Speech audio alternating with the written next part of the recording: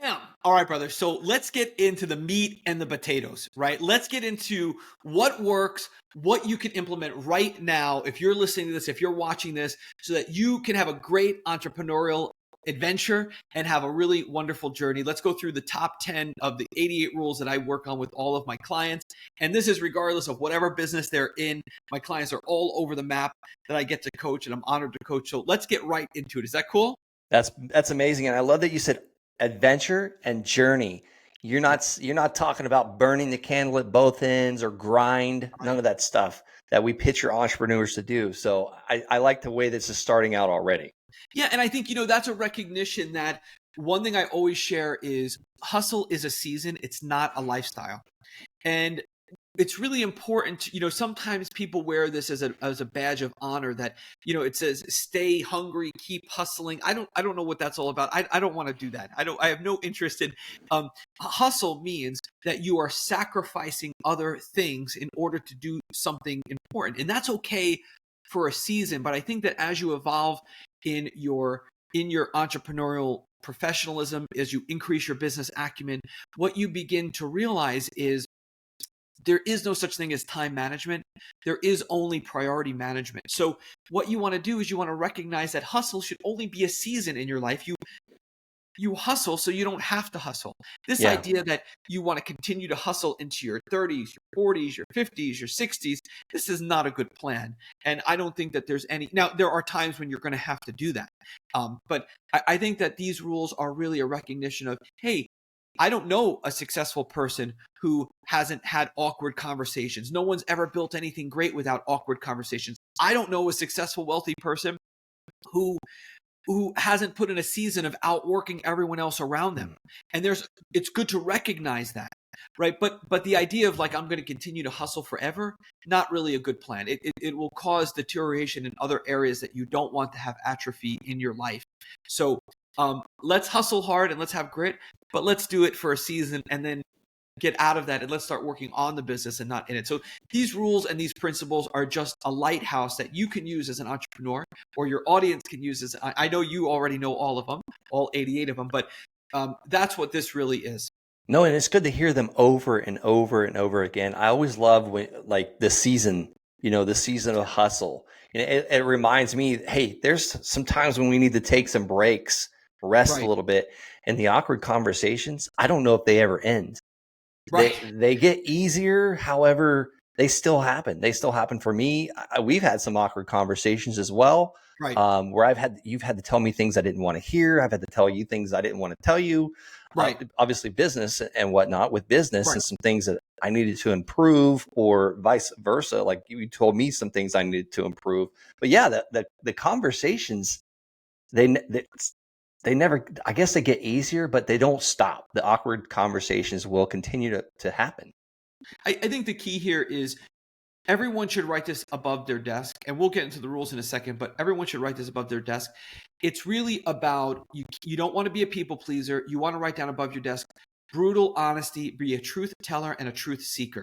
It's not that, is honesty the best policy? Yes. Right. And it's not about this is not a morality thing. This is because you want to, awkward conversations come from confronting the truth. People and we're going to talk about this in the rules, right? Some people right now are in bad partnerships and they started partnerships the wrong way. So be a truth teller, be a truth teller, truth seeker, practice brutal honesty. That's the key. So let's get right into the rules. You want to go through them? Let's do it. These are in priority order. So first is most important. And the first rule, I know everyone knows, revenue in first position. Guys, I am telling you, if you want to be an excellent, successful, wealthy entrepreneur, you have 100% got to focus on revenue. The structure of your day should be, your day starts, you put revenue in first position, right? Then after you have revenue, then you focus on fulfilling, meaning the people who pay you get what they paid you for. And then the third part of your day is just numbers or analysis, or what Mark Evans like to say is data, not drama, right? So the structure of your day, revenue in first position, not designing the logo, not listening to this podcast, not picking a domain name that matches your company name that is available as a .com. That's all garbage. All of that is garbage. It's all with you have the arrow pointed in. You want your arrow to be pointed out towards others. That is what entrepreneurship is. An entrepreneur is a business. You are building a business, and a business needs revenue to live. Revenue, revenue, revenue in first position. And if you say, well, what about people and people first and people over profits? Yes, that goes without saying. Obviously, do no harm. But here is the key about revenue. If you don't have revenue, you're not going to have good customer service. I guarantee it, right? So you need to put revenue in first position and put away anything that is not generating revenue. And if you don't have someone that you can collect money from today or sell today, then do the things that generate those conversations. Do the things that generate revenue in first position. As soon as you start your workday, in first position is revenue. This is the first tried and true rule in entrepreneurship. If you're not focused on that, then you're focused on some form of something that either feels good or you are in preparation mode. And remember, preparation is a form of procrastination.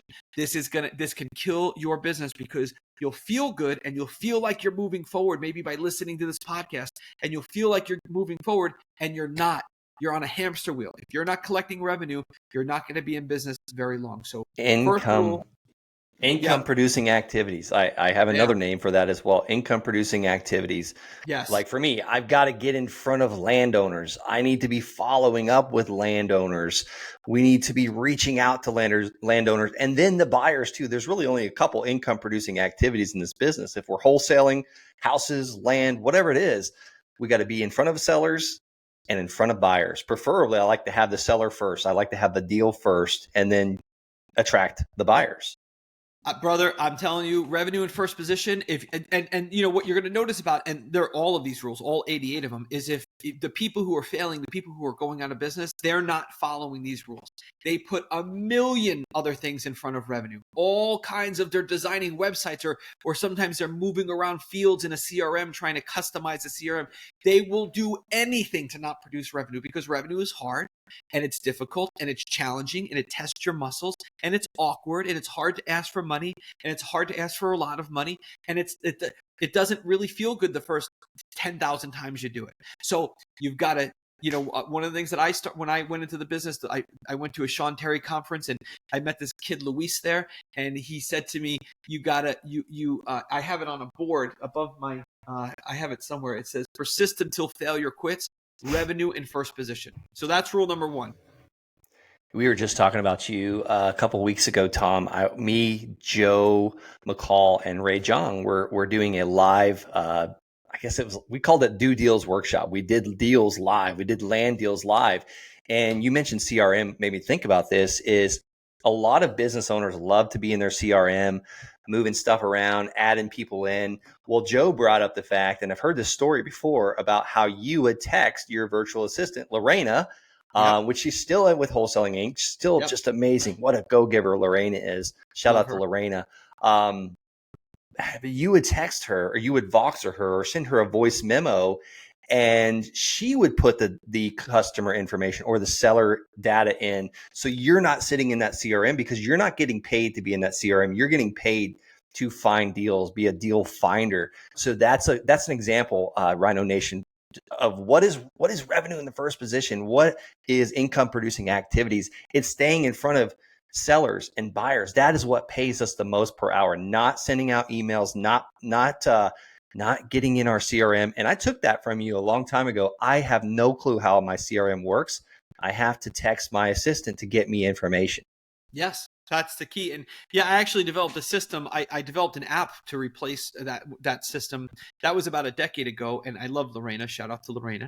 She's still I still talk to her, and her family are awesome. But yeah, I developed an app called Canyu, Canyu, and that's the app that actually replaced that manual system, and that's how I give all of my team members tasks. Canyu is basically a to-do list for other people. So whenever something pops up, any conversation I have with anyone, it goes right into a Canyu. It goes on their to-do list. I can see what they're working on, and it's not complicated like Monday.com and Asana and ClickUp and Slack with all those channels and confusion. It's one task at a time, and it frees me from the business. So So there you go. I love You it. know what? You know what email is? When I check my email, it's like someone else's to-do list for me. So I Yeah, stay out of the email too, because every time I look at email, it's someone else needing me to do something. It's terrible. Get brother. out of email. I've got 1,020 unread text messages and 8,495 unread emails. So I'm at a point now where I have another rule in business that I follow around that. So we'll talk Let's about hear that more later. about that. Yeah, we'll deep dive that one. All right, rule number 2.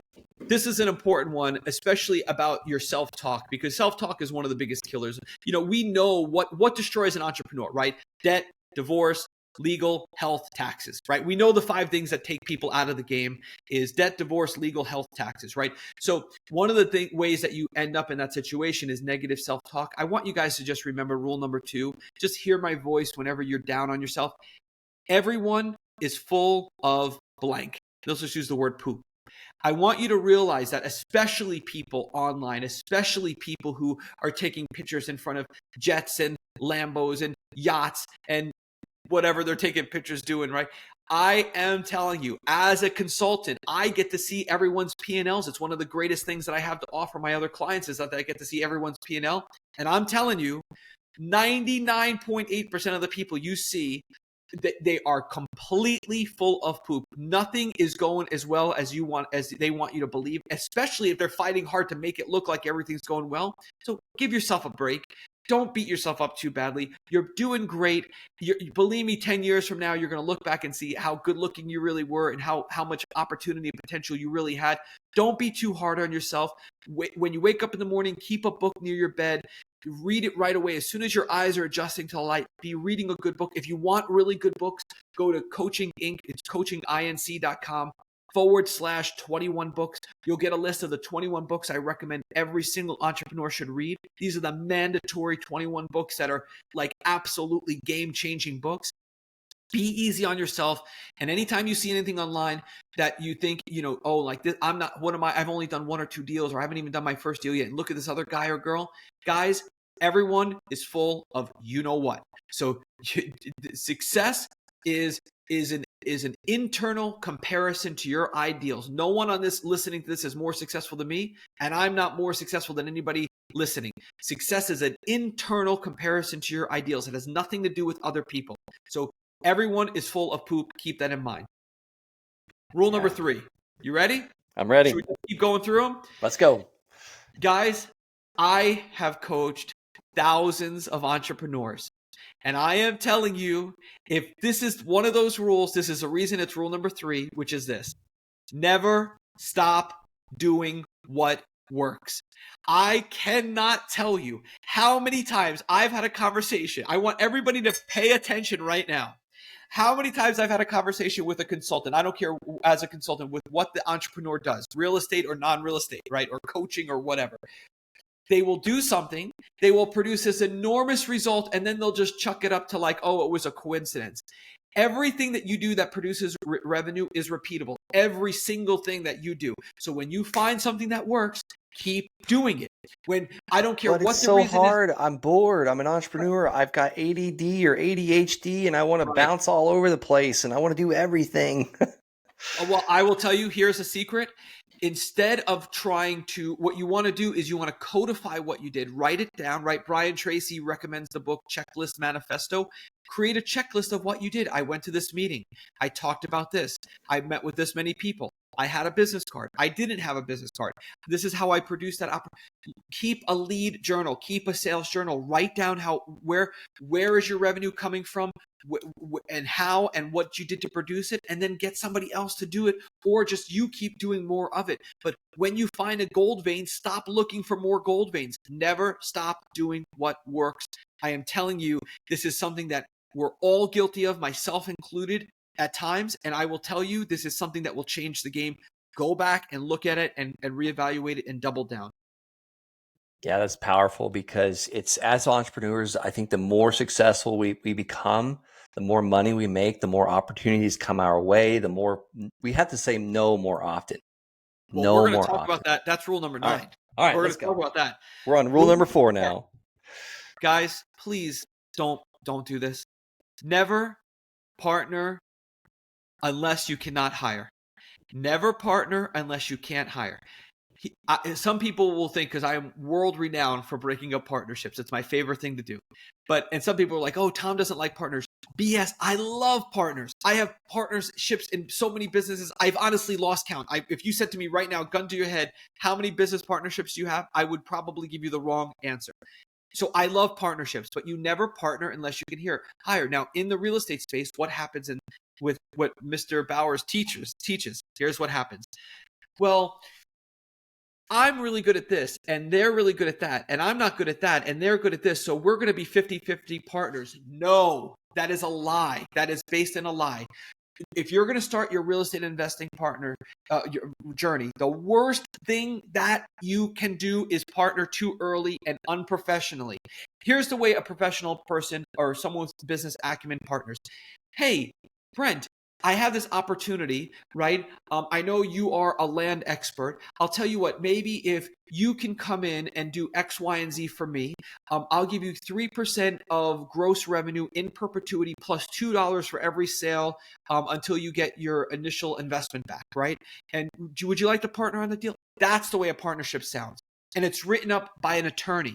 And the first thing we talk about is, Brent, here's the deal, brother. I'm really, really busy. I don't have a lot of time for this. So here's what I'm going to do. I'll give you 2 hours every other week, right, for the next 5 months. And then I'm going to reduce it to 1 hour. Don't call me. Don't text me. Don't Vox me. I don't have email support. That's the amount of time I'm willing to give you and not an ounce more. And so I focus on what I'm not going to do, not living in fantasy land of, oh, everything's going to be so great and we're going to make so much money and we're 50-50 partners. That's all fantasy land. That's not what entrepreneurs do, not professionals, right? So don't partner too early. Don't partner unless you can't hire, right? If Brent Bowers contacts you, you obviously can't hire him and you want to do some kind of a partnership, great, all day long. But start with what you're not going to do. And most importantly, decide on what the breakup looks like now, not when there's a $2 million payday or there's $2 million of annual income or $4 million, right? So, hey, Brent, by the way, if this doesn't work out, this is how we're going to break up. You're going to take 30%. I'm going to take 70%, X, Y, and Z. And at any time I could break up in the first year for any reason. You need to decide what you're not going to do. You need to talk about it, put it on the table. You need to know yourself, and you need to decide on the breakup first. And then it needs to be written up by an attorney. You already have a very big chance of not working out in business as it is. You add a partner, and the chances go through the roof that things are going to fail. So don't set yourself up for failure. And if you're in that partnership right now, some funky 50-50 where you sacrifice time away from your wife and kids or your husband and kids because you got into some weird 50-50 relationship, end it now. No one has ever built anything great without having awkward conversations. Have the awkward conversation now before there's even more money to lose. So just be very careful on rule number 4. Never partner unless you can. Never partner when you can hire. And if you're having those thoughts in your mind, should I end this? It's definitely, you should. I'm not saying a marriage, a partnership. You should definitely go ahead just rip that Band-Aid off. No, we're not talking about marriages here. 100%. I'm not known for breaking up marriages. I'm known for keeping marriages together, breaking up partnerships in business. That's totally different. Okay, rule number 5. This is a big one. All people who struggle do this incorrectly. All people who are wealthy and successful do this properly. You ready? Only take feedback from these 5 people: the people who love you, the people who pay you, the people who you pay, the people who regulate your industry, and the people who are already where you want to be. If they are not in those 5 people, do not pay them any mind at all. Do not be a people pleaser. Do not be polite by giving them some time of day or by listening to their feedback. It is dangerous and it can ruin you. It can ruin you, not just your business. It could ruin your life. So five people you should take feedback from, and these 5 people alone. They love you. They're going to be at your funeral. That's much less people. I know every entrepreneur thinks there's going to be 10,000 people at their funeral and like a parade and no, that's not going to happen, right? So there's going to be like 5 to 50 people at your funeral, right, at best. And it's really more dependent on the size of your family than anything else. So you're going to, people who love you, people who pay you, people who you pay, right? Your mentors, your right, whoever it is, the people who regulate your industry, and the people who are already, not on their way, already where you want to be. No accountability partners. Don't give me that accountability stuff. I know more wealthy and successful people than most people do. And I will tell you, there's no such thing as accountability partners with these people. There's no such thing. Do you think that I ever called Brent Bowers and say, Brent, are you making your phone calls? Are you're supposed? No way. No No. such thing. But you know what? Friends hold each other accountable, right? Because they don't expect anything less. But if that wasn't happening, there wouldn't be a friendship there. But there's no such thing as people are too busy. Successful, wealthy people are too busy for accountability partners. No such thing. No such thing. So they don't need it. They don't need it. If you can't hold yourself accountable, I certainly can't. I have a hard enough time holding myself accountable. I'm not holding anyone else accountable, right? I'll inspire you. I'll motivate you. I'll tell you what to do, but it's on to you to do it. And believe me, if you want it bad enough, you'll hold yourself accountable. That's right. That's what kidnappers know about you. Kidnappers know how awesome you really could be and how much you could get done in a short amount of time. So I know that's an extreme example, but you have to know just how great you are. How dare you have an accountability partner? You are so much stronger than you think. Okay, that example there, and I learned that example from you. I think that's, I know we're bouncing around. We're on rule number 5 right now, but you got to give that example. If someone's like, "Oh my God, Tom, I really need to do a land deal or a house deal in the next 30 days because I spent money on coaching and I've spent money on mail. And we've got a mortgage payment due in 30 days, and I don't know how I'm going to make it." Can you give the white van example? Yeah. Oh man, when I was coaching at Wholesaling Inc., I got to a point where I had hired a mindset coach for some of the students, Kirsten Franklin, who's awesome, and she would do surprise calls. But we were getting to a point where some people, they just had such negative self-talk, and they were doubting themselves, and they didn't really have a fear of failure. It's funny, I've coached so many entrepreneurs, and I hear about some of these other mentors, and they talk about overcoming the fear of failure, which I've never really had. I've never had a student who had a fear of failure. What I've always had is I've had students who have a fear of success.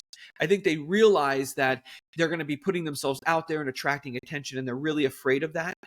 Most entrepreneurs who struggle, actually, I find when you peel back the onion, they have a fear of success. They don't have a fear of failure.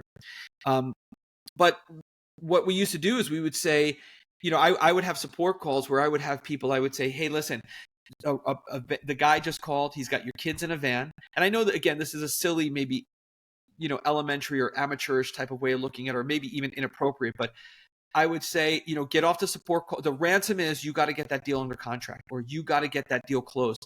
And I'd say, hop off the line. And Brent, I cannot tell you how many times people would call on the next support call and say, "I got it." They would be ringing the victory bell, right? "I got the deal." I think people do this subconsciously. It's a form of self-sabotage because they don't want to really experience it, or their experience. I think they'll say, like, when you really they'll say, "Well, even if I am successful, if I don't have this burden or this warm, wet blanket, right? This wet blanket of security, this false security, what do I have? Because what happens if I get it? I'm still unhappy." And that's something that you should get to and then deal with then. But yeah, the kidnapper example is inappropriate perhaps, but very effective, because the reality is you are so much more powerful and so much more beautiful and so much more capable and have so much more potential than you actually believe. And, so many people along the way will tell you otherwise, and they'll cause you to doubt yourself and your potential, and you shouldn't. I encourage everyone to read, which is one of the rules we're coming up to. And I can't tell you how many people say, "Well, my teachers told me, or my guidance counselor, I'm a visual learner or an audible learner." I was like, what does that mean? That's not, and now at this point, we know that scientifically has been disproven. So there is everyone's a visual and audio learner. If you could read street signs, you can read a book, right? But that's right. And we've got libraries that are free that no one uses. But going back to that kidnapper example, maybe you don't have children. Well, put your dog or your cat or something that's person you love the most. Yeah. Person you love the most. And let me tell you, just to further break that down, you're not going to let outside distractions get in your way. If that was an example, if you had to close that deal in the next 30 days to get your child back, or your person you love the most, or your pet, you wouldn't let little distractions like hunger, thirst, emails, text messages, phone calls, Netflix, none of that crap get in your way. You would literally kick down doors and do whatever it took. So we When have to have that mentality. Tony Robbins teaches us that when you have a lack of resources, you become resourceful. It really becomes a question of how bad do you really want it. There's no such thing as a lack of motivation. There is only the wanting of one thing more than another. So I guarantee you, I used to tell my clients all the time, I want you to do it and do it and do it until I want you to do it or die trying. And I've never been to a student's funeral ever. I've hadn't had a client who's passed away yet, and I've been doing this for over a decade now, much longer than that. And it's really, life is short, and this journey, you can cause so much self-induced suffering, and it's just life is too short. Don't have any time for that in your life. You have to give yourself a little bit of peace and grace, and there's an analogy I use. I know, Brent, you know this, but there's an analogy I use with all my clients. I call it BEAR. And BEAR is just an acronym. But what you will know about business and life is that you'll come to learn that the origin of every result is a belief. And it's so true. Sometimes people will say, well, you have to be careful what you think about, right? That's very difficult. Thinking is it's hard to control what you think about, but here's where you have a lot of control. You can control what you believe is true and not true. Everything starts with a belief.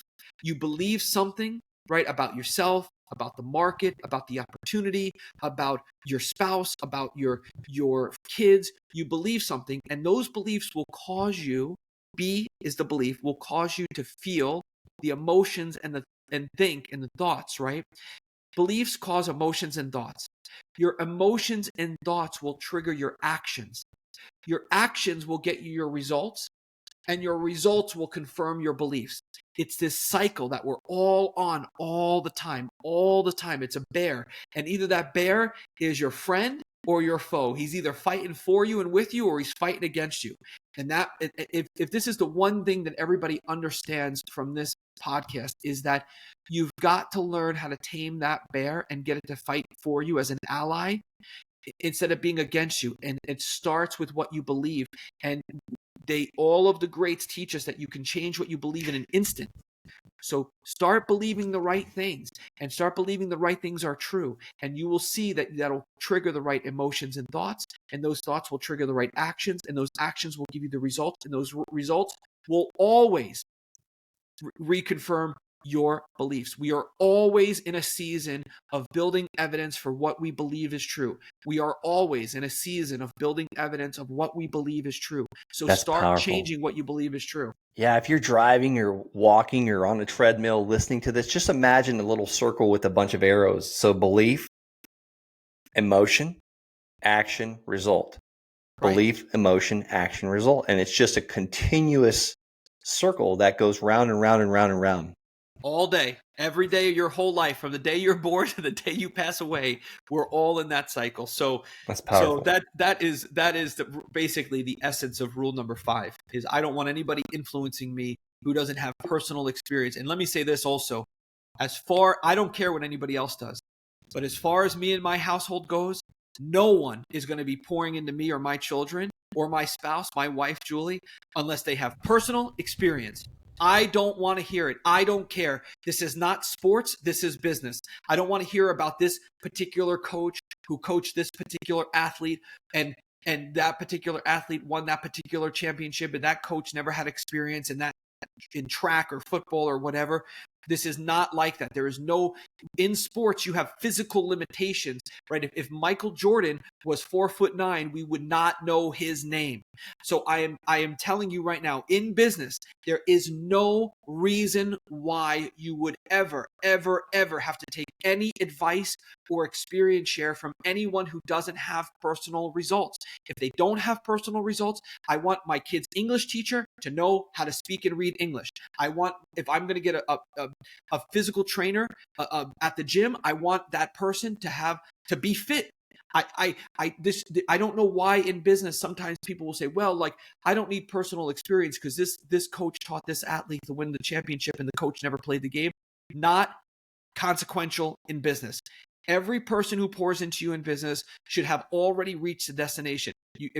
Robert Kiyosaki taught me this. I had a great opportunity to spend a lot of time with Robert Kiyosaki for a long season there. And I was in his book club with him. It was an amazing opportunity. And he taught me this. He used to call them broke brokers, that a lot of poor people take advice from broke brokers. And I'm telling you guys, for as far as you and your household goes, if they don't have personal experience, do not allow them to pour into your family. It is going to degenerate. It will completely atrophy generational wealth. There is no reason for it. There are tons of people with experience who are more than happy to pour into you for free. A lot of my mentors are just my friends who have achieved great results. They're not, of course I've always had paid mentors, right?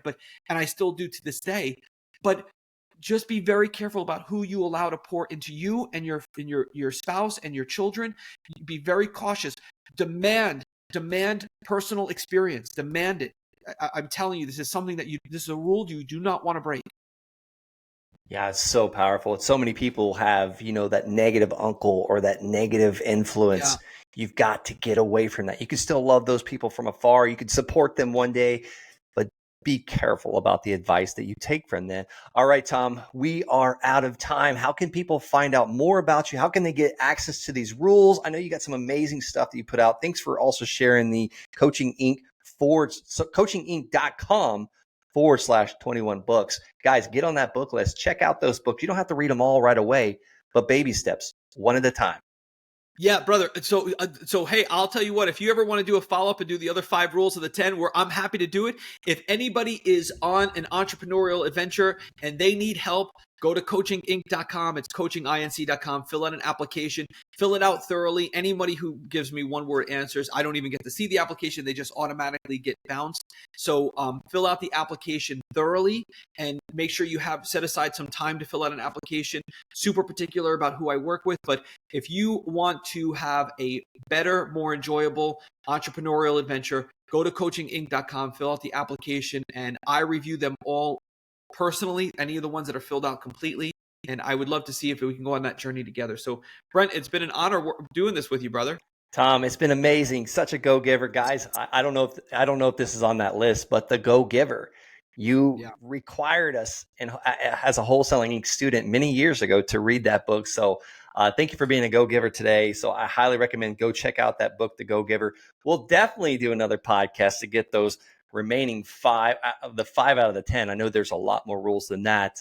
Yes. Rhino Nation, I hope you enjoyed this episode. I surely did. I want you to keep taking action, get in action mode, get out of the learn/education mode, get off the YouTube University and take action today. I want you to go to wholesalinginc.com/land and fill out that application. I want to get on a call with you. That application is going to allow you to get on a call with me to discuss your real estate investing goals, what you're looking to do in land. And if we feel like we're a great fit, I'd be honored to coach you.